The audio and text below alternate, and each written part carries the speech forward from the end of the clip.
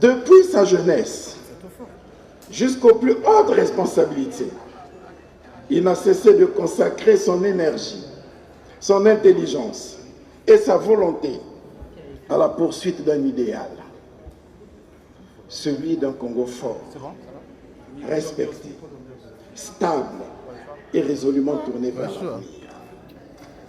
Mesdames et messieurs les députés, chers compatriotes congolais, peuple souverain que l'on prend pour des naïfs, je prends la parole aujourd'hui non pas pour faire des courbettes devant qui que ce soit, mais pour dire la vérité crue, la vérité qui fâche. Car il est temps, grand temps, de déchirer le voile d'hypocrisie qui recouvre ce gouvernement et ses soi-disant programmes. Chers compatriotes, le discours du Premier ministre du 22 juin est une farce républicaine. Le Premier ministre a utilisé 15% de flagornerie éhontée dans son discours. C'est vraiment un Atalak ou notre Anatole Coliné Makosso.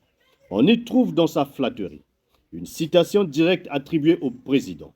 Courage et fonce, présentée comme leçon personnelle de gouvernance. Des formules d'amplification rhétorique, plus qu'un dirigeant, plus qu'un symbole, une école d'expérience. Un hommage à la première dame. Un rappel biographique d'une anecdote de 2001, Train de la paix, son lien fonctionnel avec le programme d'action 2026-2031. Chers compatriotes, le Premier ministre nous a livré une pièce de théâtre dès l'ouverture de ce discours.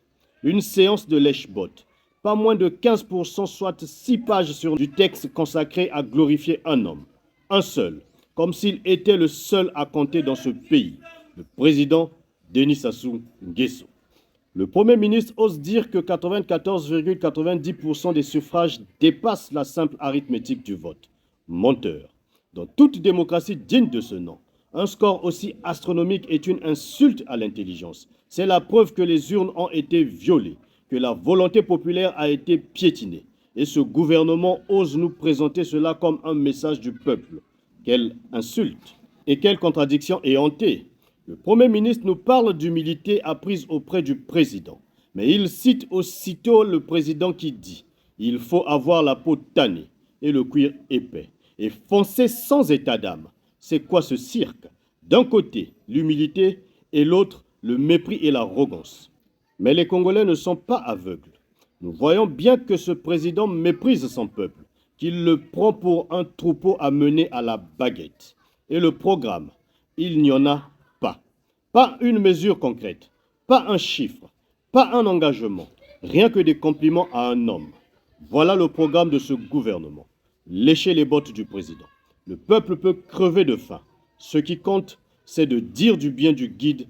C'est une honte. Monsieur Anatole Coliné Makosso nous parle des chiffres sans explication. C'est une tentative de noyer le poisson. Ah, les chiffres. On nous balance des pourcentages pour nous éblouir. Indicateur 2020-2025. Déficit primaire hors hydrocarbures. 2020, 13,4% du PIB. 2025, 9%. Dette publique par rapport au PIB.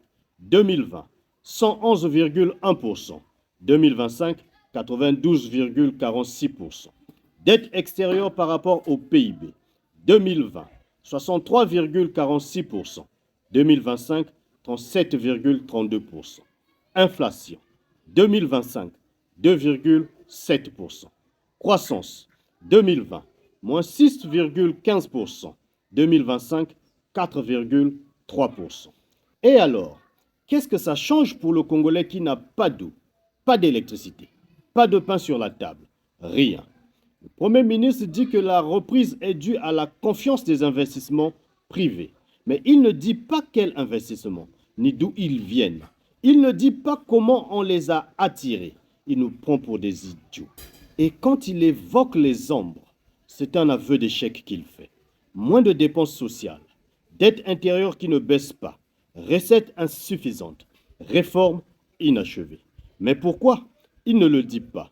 Il ne dit pas qui est responsable. Il rejette la faute sur les crises, sur le manque de ressources, sur tout sauf sur sa propre incompétence. Et le FMI, il ose nous dire que la dette des traders est en voie d'appurement. Quand le FMI dit le contraire, il ment éhontément. Ce gouvernement nous prend pour des imbéciles qui avalent tout ce qu'on leur sert.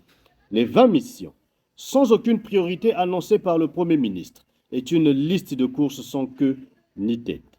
Peuple congolais, 20 missions, 20. On nous annonce 20 missions comme si c'était un exploit. Mais c'est juste une liste de courses sans ordre, sans priorité, sans hiérarchie. Le Premier ministre Anatole Koliné Makosso dresse la liste des problèmes quotidiens des Congolais. Eau, électricité, insécurité, transport, routes, ordures, arriérés de salaire, retraite. Il les connaît bien les problèmes, mais il ne propose aucune solution. Il dit que ce sont les préoccupations quotidiennes du président. Bravo, le président est au courant que son peuple souffre. Et alors, il fait quoi? Rien, absolument rien. Et quelle pirouette quand il dit que les problèmes viennent du manque de ressources. C'est une insulte. Depuis 10 ans, le Congo a du pétrole, du bois, du minerai. Où est passé cet argent? Dans les poches de qui? Ce gouvernement est incapable de gérer les richesses du pays, mais il trouve toujours des excuses. Le Covid, les crises, la conjoncture. Assez. Arrêtez de nous prendre pour des imbéciles. 20 missions sans budget, sans calendrier, sans indicateur. Ce n'est pas un programme, c'est un vœu pieux, une illusion, un cache-misère. Les 4 leviers pour 5 000 milliards, sans un plan, est une mascarade financière. Chers compatriotes, on nous promet 5 000 milliards de francs CFA de recettes annuelles. Chiffre magique. Mais comment? Par la réforme fiscale, les financements innovants, la valorisation des ressources, le refinancement de la dette. Mais il ne dit pas comment. Quand? Combien ça coûtera? Quels secteurs seront touchés? Rien. Pas la moindre étude de faisabilité. Et ce recours au FMI présenté comme un label de qualité. Hypocrisie. Le FMI impose des contraintes budgétaires qui étranglent le peuple, les coupes dans les dépenses sociales. C'est le FMI qui le demande. Et ce gouvernement s'en vante. C'est une trahison.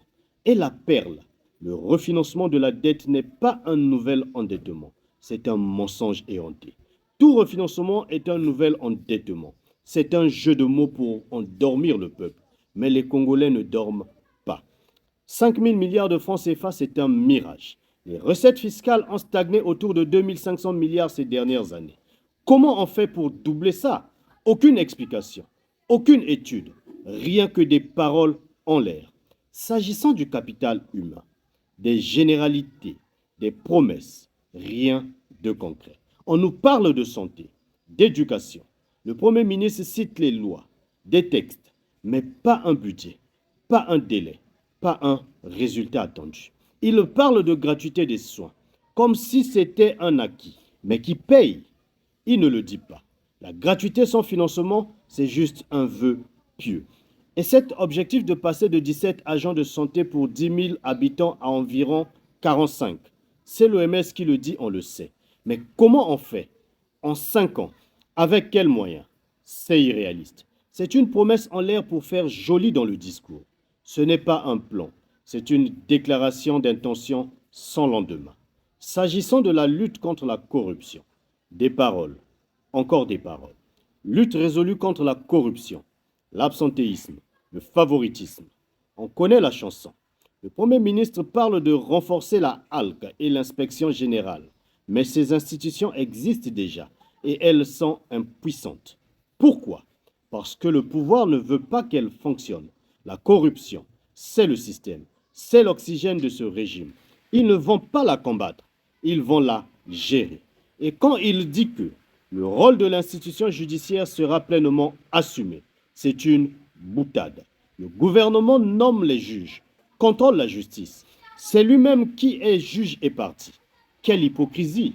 Lutter contre la corruption dans ce pays demande une justice indépendante, une presse libre, des lanceurs d'alerte protégés. Le discours n'en parle pas. Il n'en parle pas parce qu'il ne veut pas, car la HALC est une coquille vide. Chers compatriotes, le Premier ministre Anatole Koliné Makosso présente aux Congolais un catalogue sans substance, la méthode Coué. Mission 4 à 20, on défile en revue. Redynamiser l'économie, mais sans dire quel secteur, quel investissement. Agriculture, la grande foire, mais pas de budget, pas de calendrier. Emploi, on va lutter contre l'informel, mais on ne dit pas comment. Infrastructure, Sunda, Corridor 13, Pont Brazzaville-Kinshasa, des projets connus depuis des années, mais toujours pas réalisés. Recherche, 1% du PIB, mais d'où vient l'argent? Environnement, le fonds bleu, mais pas d'engagement. Où sont les budgets, les calendriers, les indicateurs? Il n'y a rien. C'est un programme sans colonne vertébrale, un château de sable.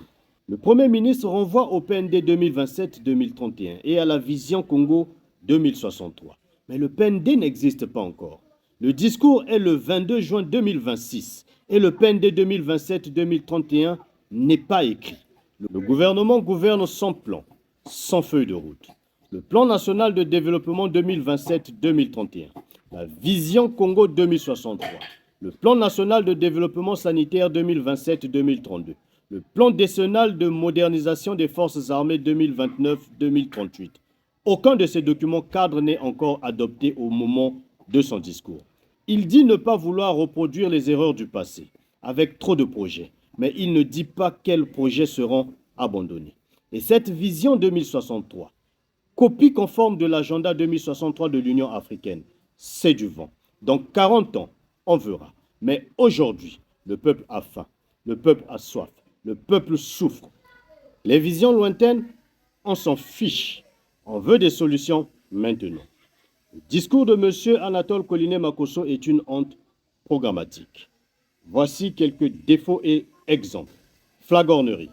15% du discours pour lécher les bottes du président. Pas de concret. Aucune mesure chiffrée.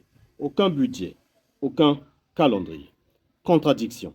Humilité versus sans état d'âme. Refinancement versus nouvel endettement. Déresponsabilisation. Les échecs sont toujours la faute des autres. Des crises. Pas de priorité. 20 missions sans hiérarchie ni moyens. Pas de programme des 100 jours. Rien. Nada. Pas de répartition ministérielle. On ne sait pas qui fait quoi. Chers compatriotes, le carnet de route présidentiel est un copier-coller indigne. S'agissant de l'aveu d'impuissance, le président lui-même reconnaît que son programme n'est pas nouveau. Il dit qu'il s'agit juste de faire en plus et plus vite. C'est un aveu d'échec. Si les mêmes recettes n'ont pas marché avant, pourquoi marcheraient-elles maintenant? Le carnet renvoie au bilan du quinquennat précédent. On recopie ce qui a échoué. C'est le plus beau. On reproduit l'échec en l'appelant accélération. S'agissant des pronostics dangereux, brader le patrimoine national, le carnet propose 1. Une nouvelle taxe, un flat tax. 2. Privatiser le CFCO, le PAPEN, Congo Télécom, Air Congo. 3. Vendre la tour Nambemba, la tour Mayombe, la cité de Kinteli. C'est du banditisme en col blanc. Le président dit vouloir garder 51% des entreprises. Menteur. Avec 51%, l'État perd le contrôle. Les décisions se prendront sans lui. Et vendre la tour Nambemba, symbole de l'État, c'est vendre la dignité du Congo. Ces bâtiments rapportent des loyers. Les vendre, c'est priver l'État des revenus futurs. Et privatiser Air Congo qui est en difficulté, qui va acheter une compagnie qui perd de l'argent. Le président le sait, mais il fait semblant de ne pas le voir. Ce ne sont pas des solutions, ce sont des braderies. On vend le pays à vil prix pour combler les caisses vides. Mais les caisses sont vides à cause de la mauvaise gestion. Alors on vend le patrimoine pour continuer à mal gérer. C'est une spirale infernale. S'agissant du capital humain, du déjà vu, 25% du budget pour l'éducation. Mais le budget 2026 n'existe pas encore. Où est l'argent? Moderniser les écoles et les hôpitaux. Avec quoi? Le carnet ne le dit pas. S'agissant de la menace autoritaire, le carnet propose de faire régner la loi partout et de tout temps. Le cas échéant, par le recours à la force légale. C'est une menace. L'État est prêt à utiliser la force contre son propre peuple. C'est un aveu de faiblesse. Un État qui se respecte n'a pas besoin de menacer ses citoyens. Et on parle de séparation des pouvoirs, alors que l'exécutif nomme les juges, hypocrisie. S'agissant de l'économie, des causes, pas de solutions. On énumère les causes de la faiblesse économique, mais les solutions sont vagues. Simplifier la législation, stabiliser la fiscalité, former une main-d'œuvre qualifiée. Où sont les chiffres, les dates, les moyens? S'agissant de l'agriculture, les mêmes promesses qu'hier. Zone économique spéciale de Brazzaville et Pointe-Noire. Elles sont à l'abandon depuis des années et on nous promet la même chose. Chercher des investisseurs étrangers. Il existe déjà des agences pour ça. Pourquoi ne marche-t-elle pas? Parce que le climat des affaires est pourri par la corruption. S'agissant de l'emploi, des promesses sans fondement. Un programme d'apprentissage et un protocole pour les jeunes diplômés. Où est le budget, le calendrier, la source d'argent? S'agissant des infrastructures, les mêmes projets depuis 20 ans. Sunda, Corridor 13, Pont Brazzaville-Kinshasa, CFCO, 20 ans qu'on en parle. Et 3000 mégawatts d'électricité en 5 ans, alors qu'on est à 600 mégawatts aujourd'hui. C'est impossible. Un rêve éveillé. Le président est dans un monde parallèle. S'agissant de la recherche, un écosystème sans moyens. Créer un écosystème de la recherche. Avec quel argent? Le carnet ne le dit pas. S'agissant des droits sociaux, Camus, le serpent de mer. La Camus a été créée en 2015. Elle n'a jamais fonctionné. On la promet encore. On sait que ce n'est pas pour demain. C'est une promesse pour faire patienter le peuple. S'agissant de l'environnement, rien de neuf. On recopie le projet de société précédent. Pas de mesures nouvelles, pas de financement. Page 53 à 80, un catalogue interminable. Défense, sécurité, fonction publique, numérique, aménagement, commerce, tourisme, diplôme. Aucun budget, aucun calendrier, aucun indicateur. S'agissant des évidences, paix, état de droit.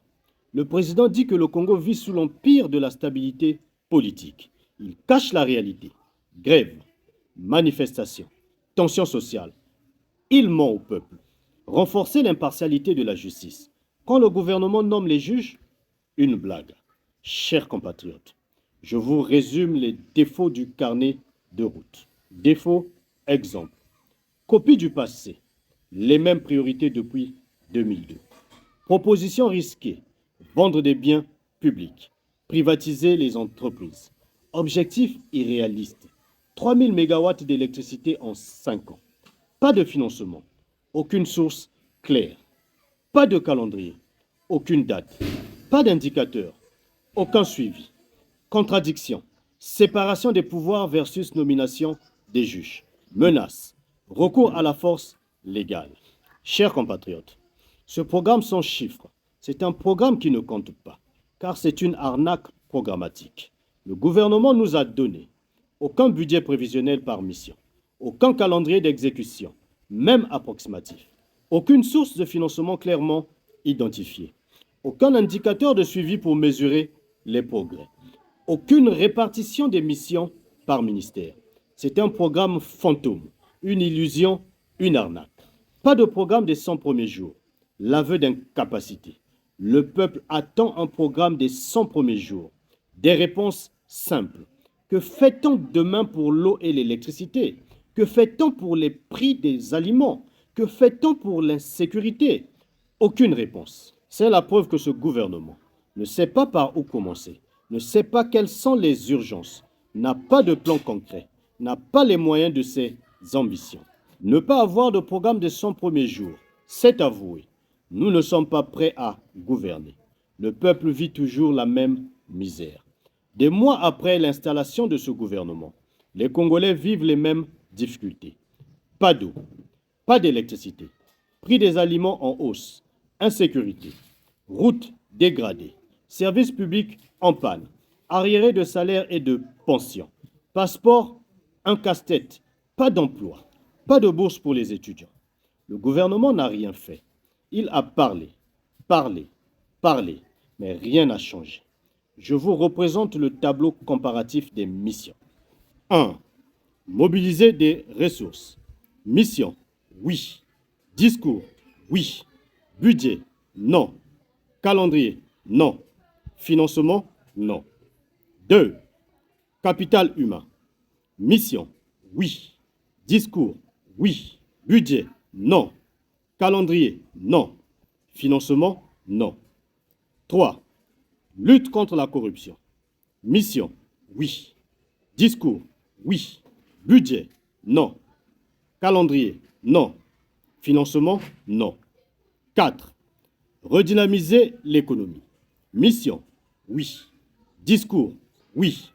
Budget, non. Calendrier, non. Financement, non. 5. Agriculture et industrie. Mission, oui. Discours, oui.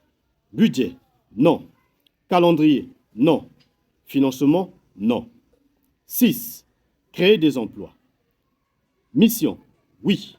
Discours, oui. Budget, non. Calendrier, non. Financement, non.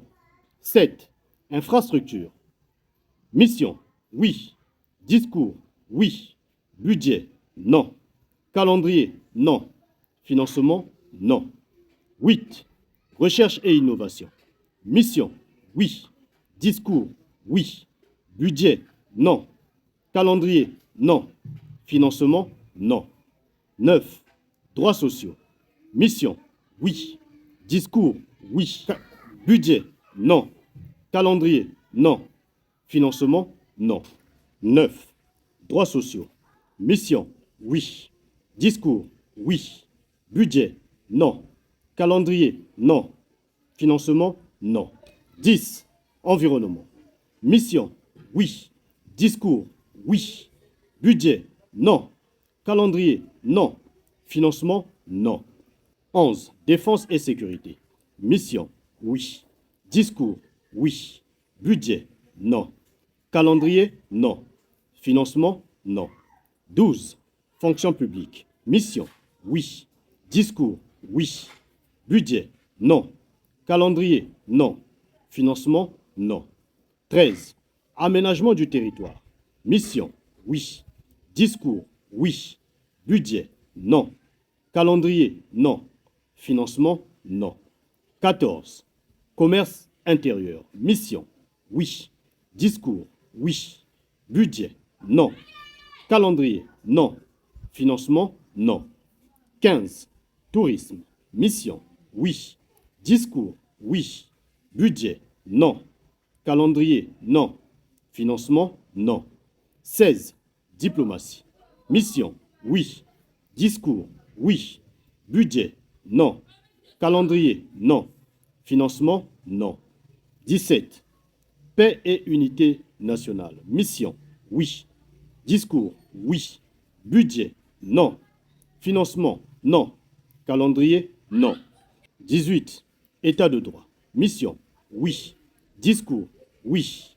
Budget, non. Calendrier, non. Financement, non. 19. Éducation civique. Mission, oui. Discours, oui. Budget, non. Calendrier, non. Financement, non. 20. Démocratie et décentralisation. Mission, oui. Discours, oui. Budget, non. Calendrier, non. Financement, non. Chers compatriotes, ce gouvernement est incompétent et son programme est une arnaque. 1. L'incapacité à présenter un programme des 100 premiers jours. Le peuple congolais attendait un programme clair pour les 100 premiers jours. Des questions simples. Que va-t-on faire dès demain pour l'eau, l'électricité? Que va-t-on faire pour faire baisser le prix des aliments? Que va-t-on faire pour lutter contre l'insécurité dans les quartiers? Aucune réponse n'a été donnée. Plusieurs mois après son installation, le peuple attend toujours. Cette absence est une preuve d'incapacité. Le gouvernement ne sait pas par où commencer. Il ne sait pas quelles sont les urgences. Il n'a pas de plan concret pour agir vite. Il n'a pas les moyens de ses ambitions.